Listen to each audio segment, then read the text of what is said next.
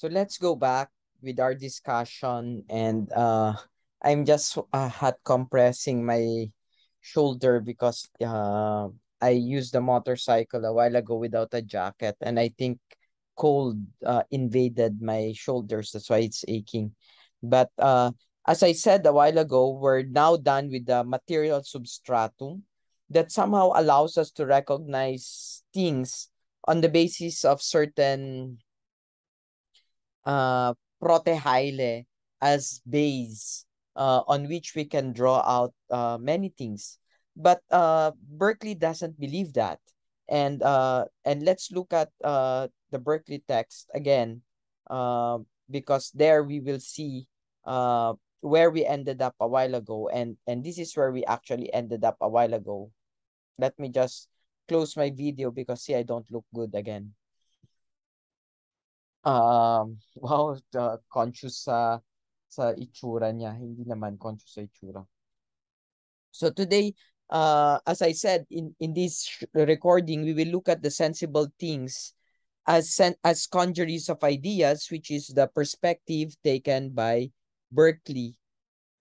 Discounting the existence of a material substratum of sensible things, Berkeley speaks of the apple as nothing more than a congeries of ideas. The problem is whether or not the concept of a congeries of ideas explains how it is that the many sensible properties of a sensible thing all go together as the properties of one thing.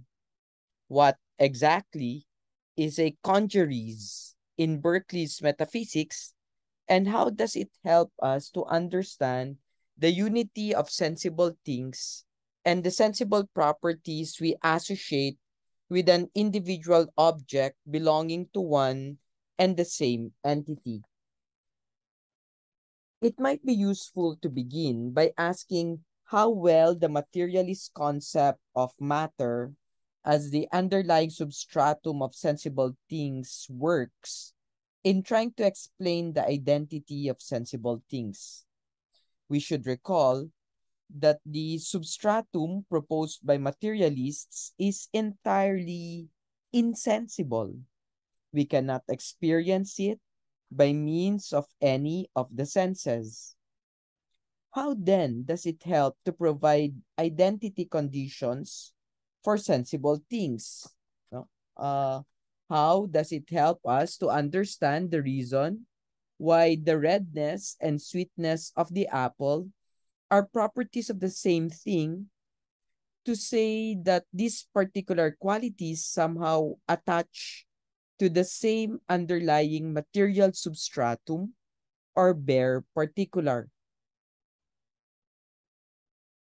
We cannot see or hear or touch or taste or smell the insensible substratum of the materialists, nor can we see the insensible connections by which the sensible properties of sensible things that the materialist says are attached to an underlying material substratum. In practice, the materialist hypothesis does not seem to represent any sort of gain in understanding how the apple's redness and sweetness can be thought of as as properties belonging to the same thing. Uh, Let me just go to that page.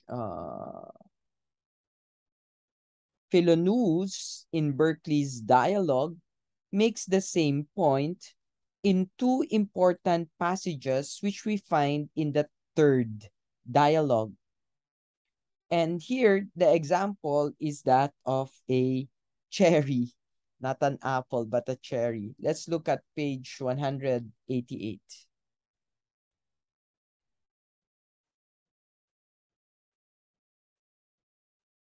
And let's read here. No? Here. What you call the empty forms and outside of things seems to me the very things themselves, nor are they empty or incomplete otherwise. Remember, Hylas calls them empty forms because there's no material base, there's no material substratum. But Philonos is now saying what is called empty forms are actually the very things themselves, nor are they empty or incomplete otherwise than upon your supposition that matter is an essential part of all corporeal things. We both therefore agree in these, that we perceive only sensible forms. But herein we differ. You will have them to be empty appearances, real beings. In short, you do not trust your senses. I do. No? So that's the difference. Uh, there's another one in page 198, I think, or 93. I think it's this one. Let's read this one, and it's quite long. And how are we concerned any farther? I see this cherry. I feel it. I taste it. And I am sure nothing cannot be seen or felt or tasted. It is therefore real. Take away the sensations of softness, moisture, redness, tartness, and you take away the cherry. Since it's not a being distinct from sensations, a cherry, I say, is nothing but a congeries of sensible impressions or ideas perceived by various senses, which ideas are united into one thing or have one name given them by the mind, because they are observed to attend each other.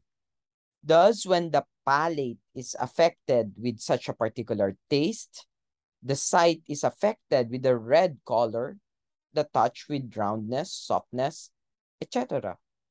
Hence, when I see and feel and taste in sundry certain manners, I am sure the cherry exists or is real. Its reality being, in my opinion, nothing abstracted from those sensations. But if by the word cherry you mean an unknown nature distinct from all those sensible qualities, and by its existence something distinct from its being perceived, then indeed I own neither you nor I, nor anyone else can be sure it exists. And here he's talking about the cherry. So, if the matter underlying a sensible thing is entirely without sensible properties, then there do not seem to be any recognizable identity conditions by means of which we can distinguish the material substance to which the redness and sweetness of the apple belong, as opposed, say, to the greenness and mellowness of a pear.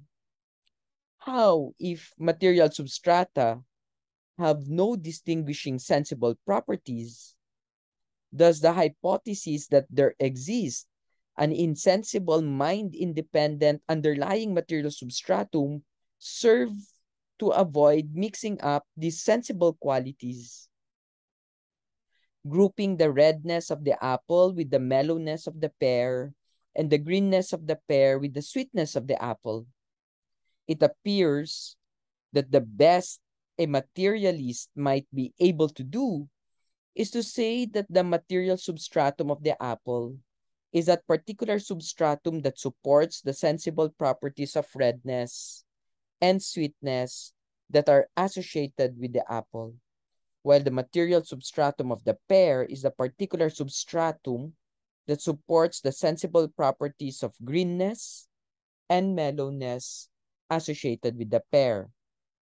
This is clearly no advance over the materialist assertion that the apple is just defined as the congeries of sensible properties that include redness and sweetness and the others, which collectively distinguish it from the congeries of sensible properties that include greenness and mellowness and the other properties of the pair. It's very important to recognize what he's doing here. Uh, and let me use the blackboard here. So on the one hand, it's very clear for Berkeley, for Hylas and Philonous, for example, that there is a distinction between what they call the non-sensible substratum and the one that cannot be captured by the senses, and what they will call the sensible ideas, no?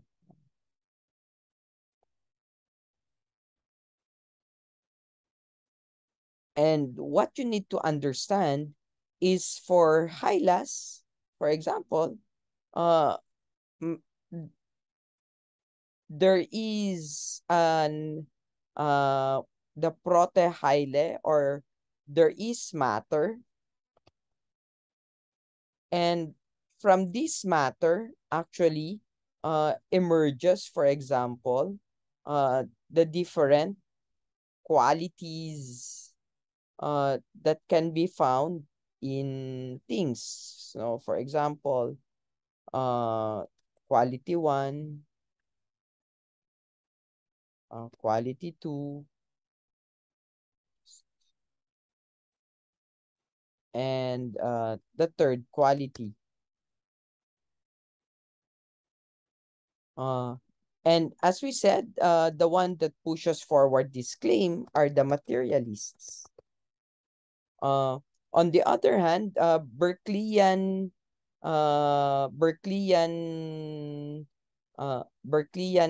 idealism simply asserts that S1 is connected to S2, and that's connected to S3. Kaya nga congeries, no? Pagsasama-sama ng mga ideas.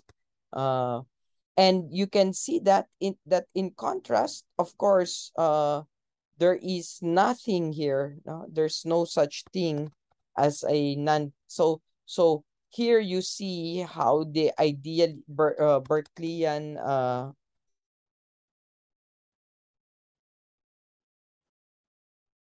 idealism is really different from the materialist understanding. And Hylas has been trying to push forward for this one, no? That there's a base, but it's nonsensible. But how do you draw out the qualities from that nonsensible base? That's the question that's being raised here. So we can compare the difference between the materialism Berkeley opposes and Berkeley's own idealism in the metaphysics of an apple.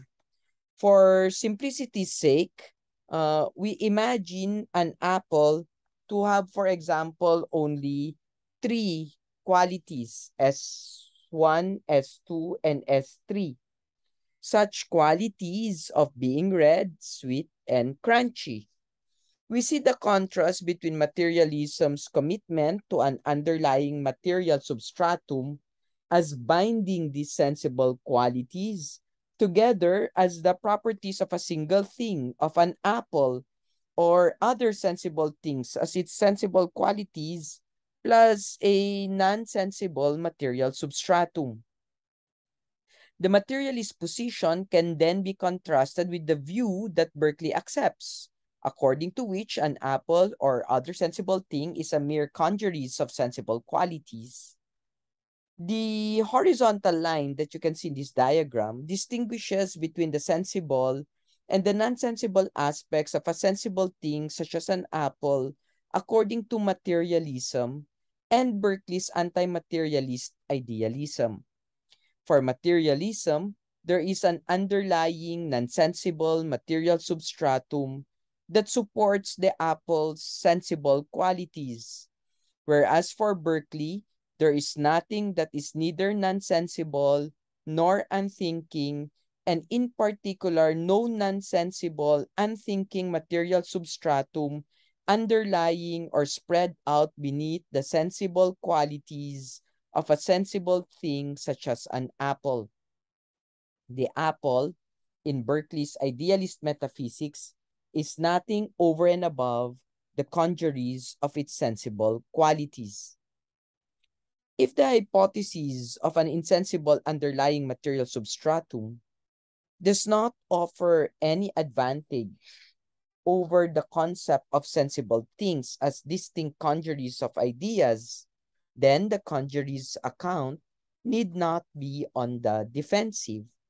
The congeries theory that Berkeley accepts in that case is at least no worse off than materialism. As we shall see, the congeries theory, also sometimes known for obvious reasons as a bundle theory of sensible things, can be seen in fact to have more to recommend than the hypothesis of the material substratum. Kasi kailangan patunayan nila yung material substratum. Eh ang problema nga, paano mo patutunayan yan?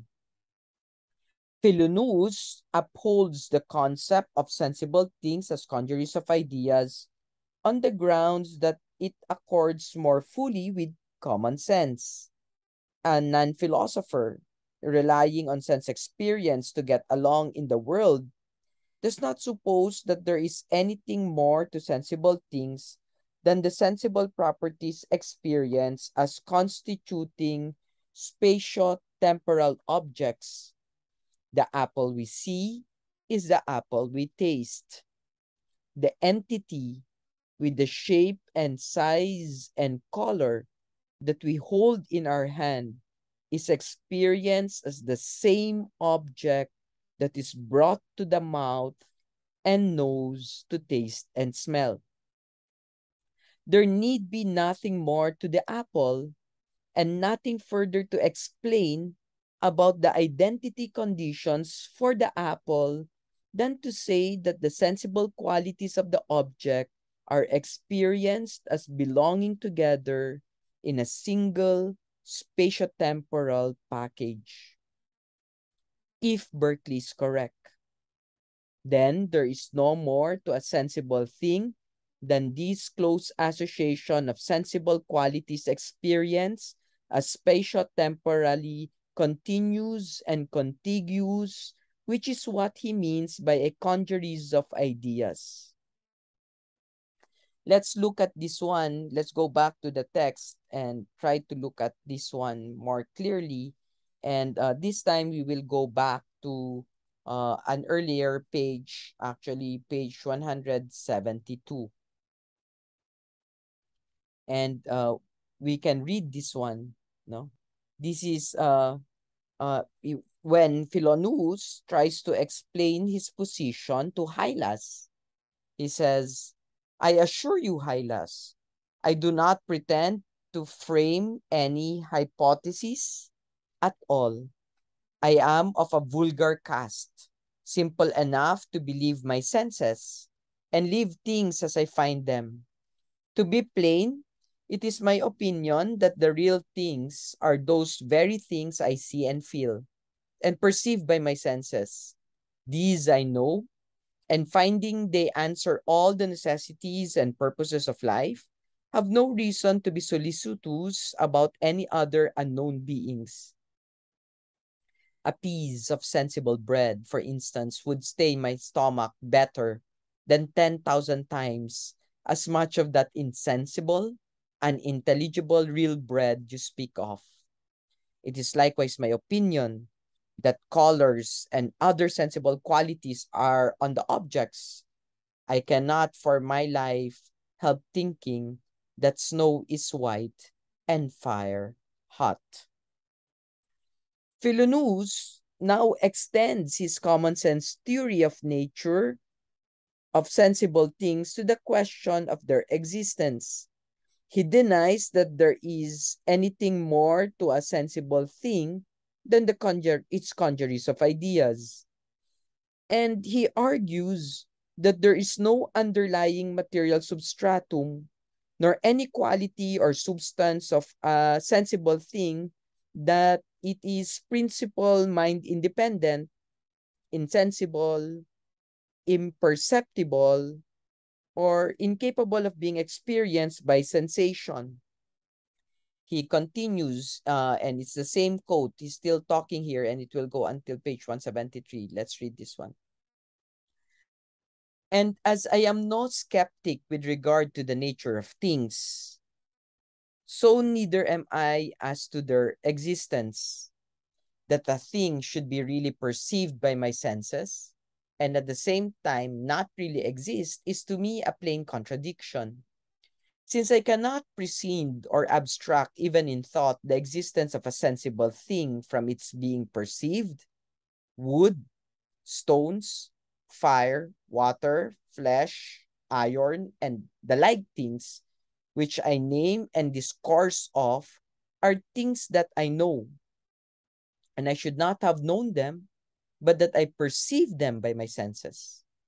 And things perceived by the senses are immediately perceived, and things immediately perceived are ideas. And ideas cannot exist without the mind. Their existence, therefore, consists in being perceived. When, therefore, they are actually perceived, there can be no doubt of their existence. Away then with all that skepticism, all those ridiculous philosophical doubts. What a jest is it for a philosopher to question the existence of sensible things till he had it proved to him from the veracity of God, or to pretend our knowledge in this point falls short of intuition or demonstration. I might as well doubt of my own being as of the being of those things I actually see and feel. The reference to justification for belief in the existence of sensible things by appealing to the veracity of God is evidently here a criticism of Descartes' solution to the evil demon hypothesis, and possibly also to Malebranche, a follower of Descartes. Berkeley, in the person of Philonous, argues in effect that it is simpler and as such theoretically preferable to avoid the complications of resorting to the truthfulness of God as a guarantee that we experience a real world of external entities possessing the properties we perceive. If sensible things are just congeries of sensible qualities, the qualities we directly experience in sensation, then there is no more to be said about the existence of sensible things in the sensible world.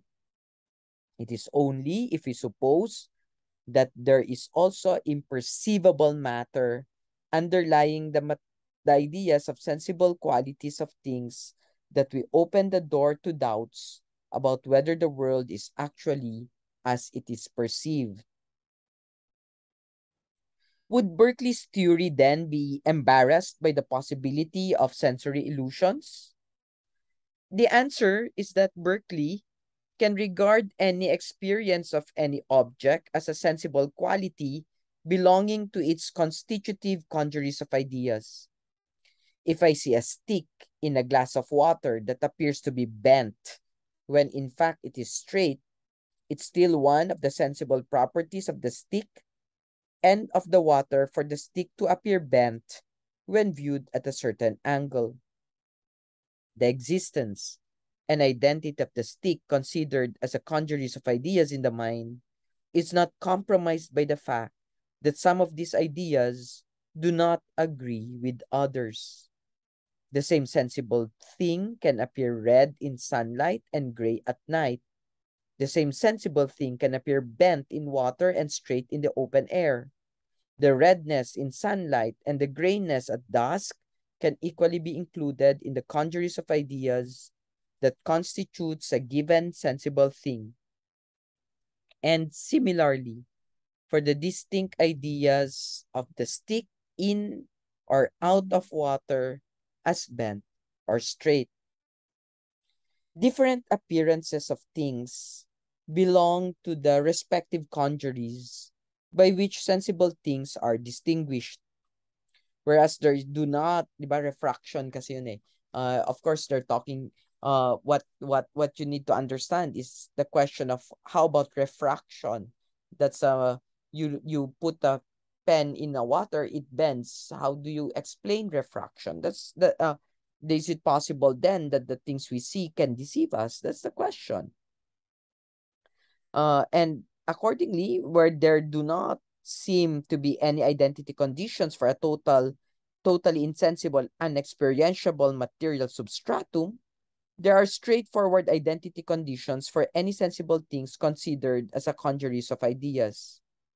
Congeries of ideas are distinguished from one another by virtue of the fact that each uniquely consists of a different combination of ideas. The apple, according to Berkeley's metaphysics, is identical with the redness, sweetness, and other ideas of sensible qualities with which it is identified. The pear is and consists of grayness, mellowness, and the other ideas and sensible qualities with which it is identified. If the apple and pear and other sensible things are nothing other than particular distinct congeries of ideas, then there's nothing further to know in determining what an apple or pear is, or what identity conditions these entities must satisfy in order to possess the qualities that belong together in their respective identifying and individuating congeries of ideas. It's very important that you are aware of the distinctions there, no?